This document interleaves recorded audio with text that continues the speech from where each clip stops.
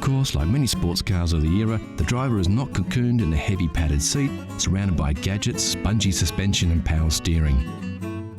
These vehicles are more like being in the cockpit of a war-era fighter plane.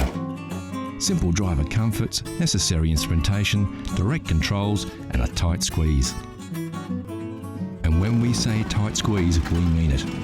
If you are over 6 feet tall or you have shoulders wider than your average English aristocrat, you won't have much fun driving or extracting yourself from this roadster.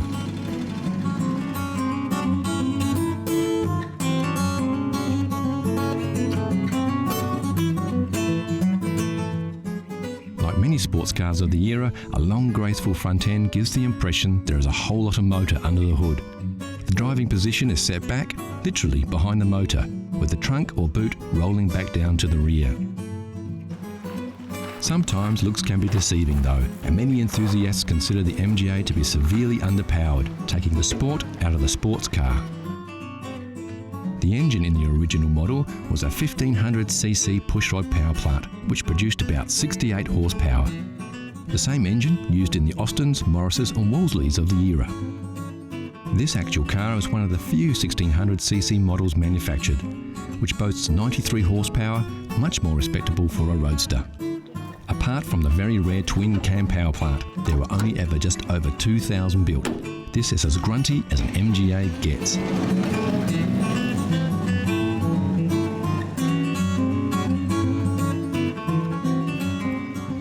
BMC did a little to reduce the weight of the MGA to increase performance. The hood and trunk lids are aluminium to lighten the load, but the car is still very heavy. Surprisingly, the floor of these classics are made of timber. We're not sure a wooden floor fits in with the modern manufacturing processes of the 1960s. What we are sure of though is the MGA owners and lovers don't care. You don't buy an MGA to go fast, you buy an MGA to go and look good while you're doing it. When the MGA was designed, looking good was the number one concern. And if you're thinking to yourself, where are the door handles? Well, this just makes our point. You see, the MGA has beautiful lines, gentle organic curves, sweeping style. Way too cool for door handles. In their wisdom, MG left them off, instead opting for a unique cable system inside the door frame, keeping the body clean and pristine. Of course, there is one thing that is synonymous with a classic MG: wire wheels. What started out as a construction method turned into a styling accessory. The MGA doesn't boast a lot of chrome, it's simple and understated. The curves do the talking, and the wheels ground the whole package as one of class, style and power.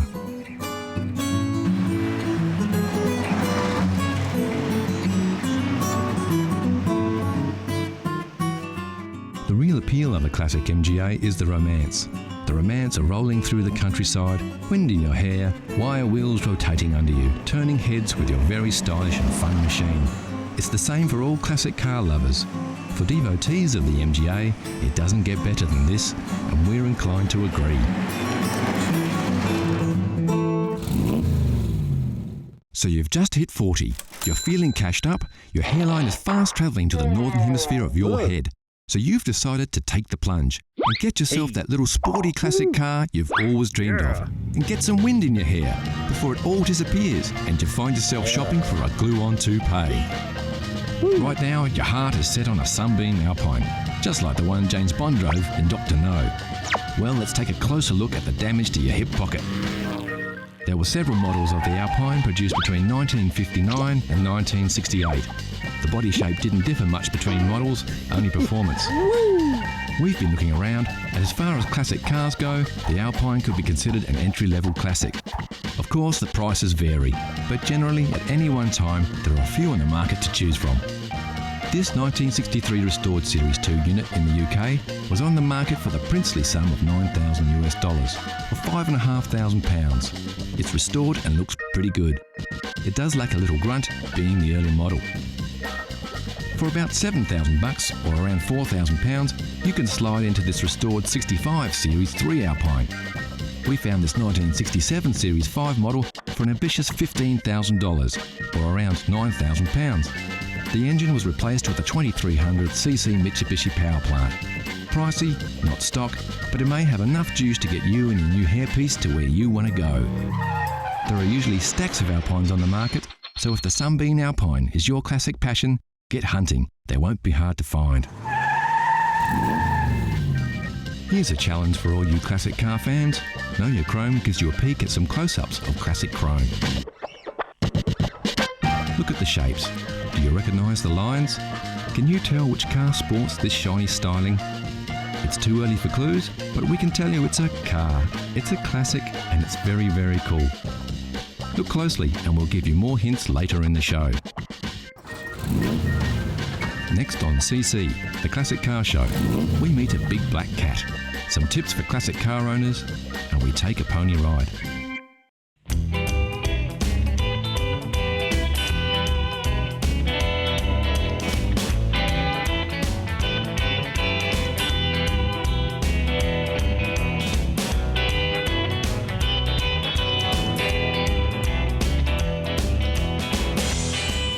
This is a 1959 Chrysler Royal four-door sedan. It's in A1 mechanical condition, and due to the simplicity of its six-cylinder Cube Dodge motor, anyone with a few basic skills can keep it that way. Of course, the best place to start is to take a look under the hood. On the left-hand side, check the brake and clutch fluids. No oil leaks are a good sign that all the hoses are intact. Quickly check the fan and inspect the radiator cap and water level.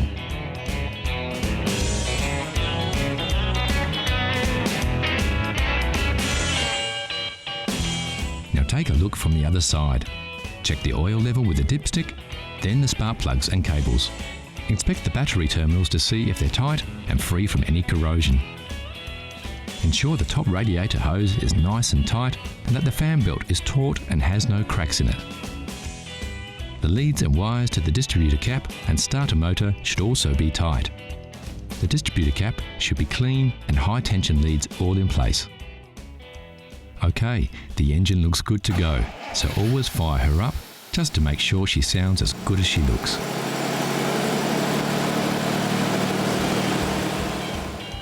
Don't forget to check the tyre pressures and make sure they're inflated correctly to the manufacturer's specifications. Also inspect the tread depth and check for uneven wear or foreign objects in the tyre tread. While the car is at the correct height, quickly check for rust under the mudguard here and under the front mudguard. The seals can be a weak spot for rust, but as we can see, everything is fine on this rust-free vehicle.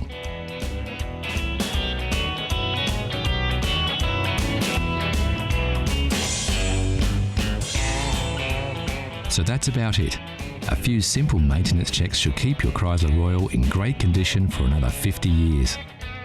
And the best thing of all is that you can roll up your sleeves and do it all yourself. Yep, there's only one thing better than the smell of aging leather, and that's the smell of engine grease on your hands.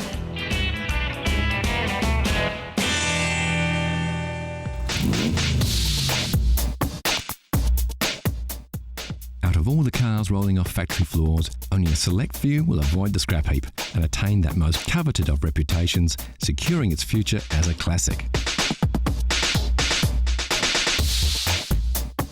This is a Mazda MX-5.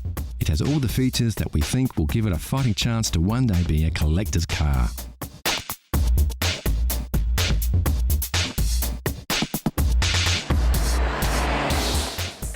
This classic of tomorrow gives you the feeling of the traditional open-top roadster with the modern comforts and technological improvements of today. Sure, to really get the most out of this vehicle, you're going to have to look after it well. Keep it garaged as often as possible and hold on to it for 30 or 40 years. If that's not too hard for you to do, you can have a sports car of today and a classic of tomorrow.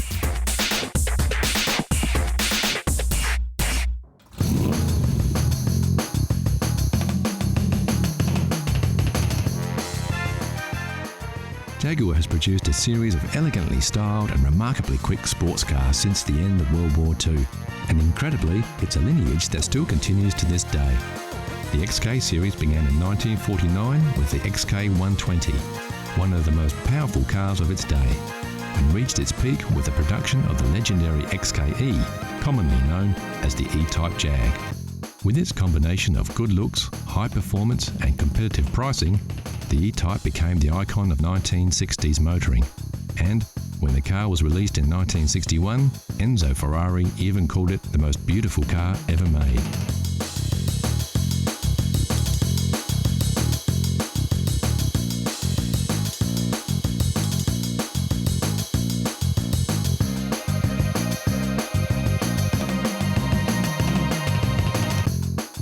Take a closer look at the E-Type and you'll discover it's the heart and soul of another beast that makes this big car purr, and that's the XK150. Built between 1957 and 1961, just short of 10,000 XK150 Roadsters, fixed head and dropped head coupes were built and sold.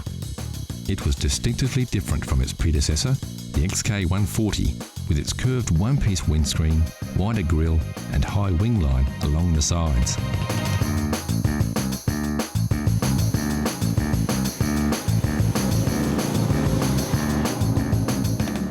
Although in production for just 4 years, the 150 legacy lived on under the hood in thousands of E-Types that followed during the next decade.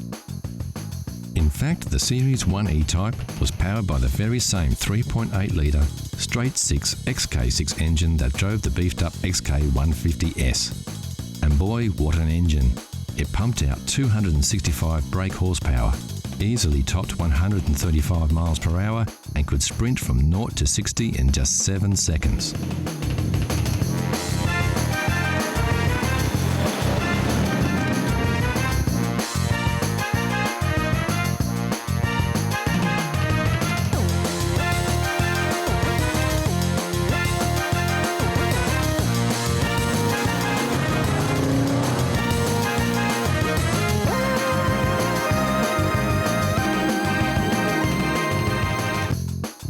When the 150 launched in 1957, standard equipment included a 3.4-litre twin cam, capable of over 130 miles per hour.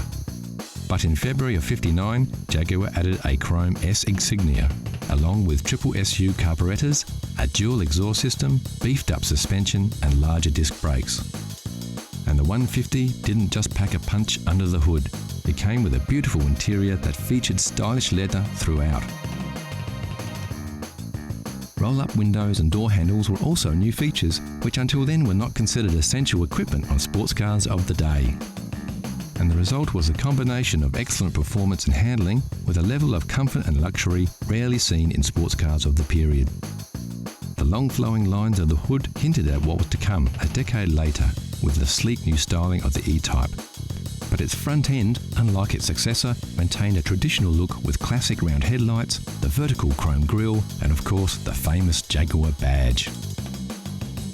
The tail end of this Jaguar is arguably even more beautiful than that of an E-Type, with its exceptional chrome detailing. And then there's those familiar twin chrome exhausts that remind us of the raw power hidden beneath this graceful exterior, and of the XK heritage.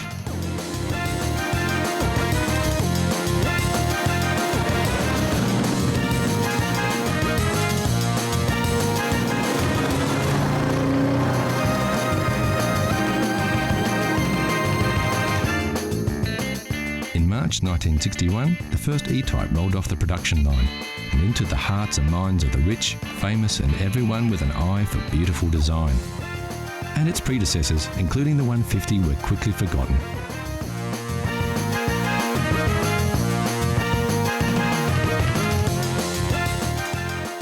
Yet, without its XK lineage, the stunning styling and superb performance of the iconic E-Type Jag would never have been possible.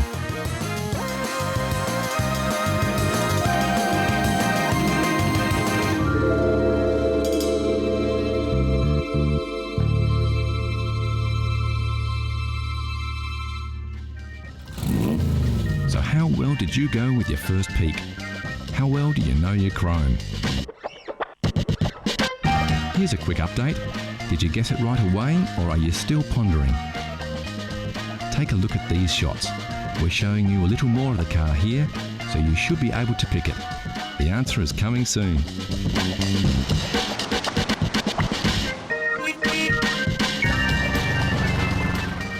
Also coming up, not one but two mules bust out of the stables and go for a run on the open road.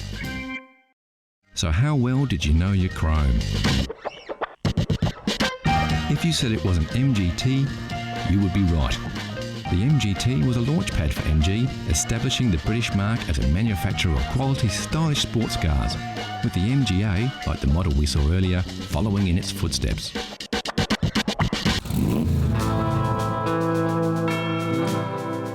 The classic road trip doesn't need a destination or a predetermined route. It's less about getting from A to B and more about everything in between. It's about the experience, the thrill of the open road, the awesome beauty of magnificent vistas, and above all, about horsepower. And when you want pure horsepower, you can't beat a pony. Yep, for classic all-American muscle, your ride doesn't get any better than a Mustang. Unless, of course, you're lucky enough to have two. Meet Bo and Belle, a pair of first-generation convertible Mustangs. The first saw the light of day back in 1966. These two beauts look as good now as they did on the day they rolled off the production lines almost 50 years ago. Sporting the now famous GT badge, both these Fords are equipped with the original GT equipment package. And yes, just in case you were wondering, that's where you fill this baby up. When it comes to gas caps, they really don't make them like they used to.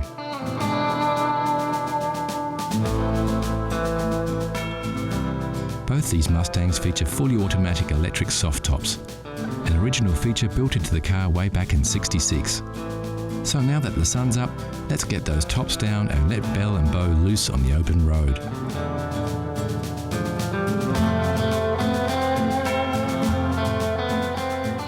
American muscle cars were built for roads like this. They like to go fast and straight. And if the road's clear, nothing gets the heart pumping more than opening up the gas and overtaking whatever's in your way.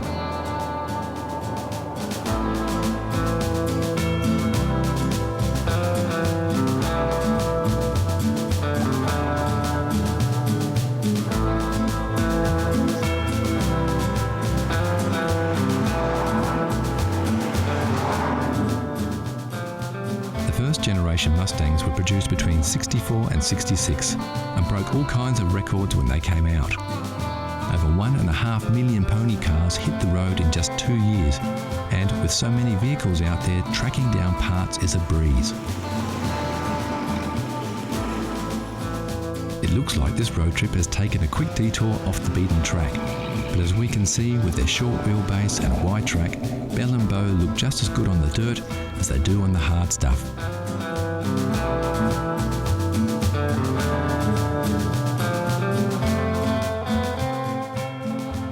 Back on the bitumen and time to work out which way to head next. Yep, it looks like due south is as good a way as any.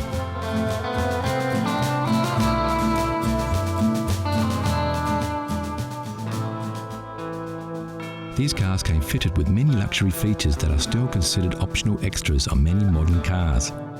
Power steering, disc brakes, and even air conditioning were all standard features on Mustangs of the period.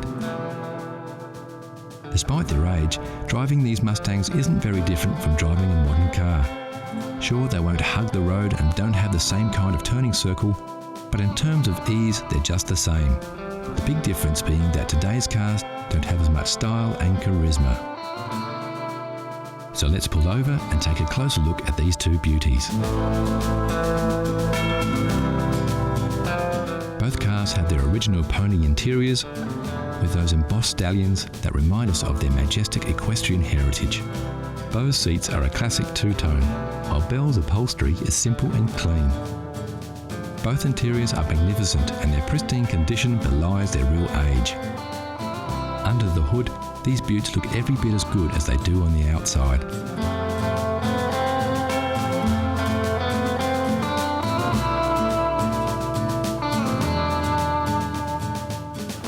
Getting back behind the wheel and hitting the back roads, we can see what makes these cars so special. With their soft tops down, winding their way through spectacular scenery, it's possible to forget that we now live in the 21st century. They take us back to another era, and they do it in a way that only a Mustang can.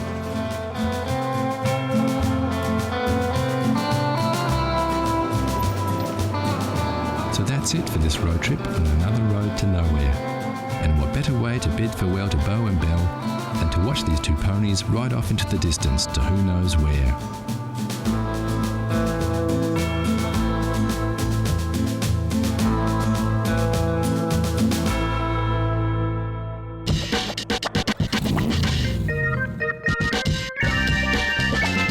Classic cars are everywhere, from the everyday much-loved runabout to the rare and valuable collector's items.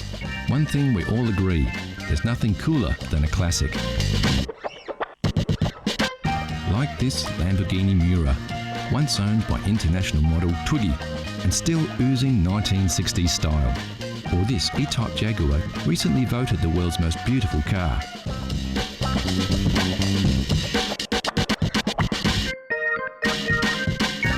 Of course, like you saw in the buyer's guide, you don't have to be rich to drive a classic, you just have to love classic cars.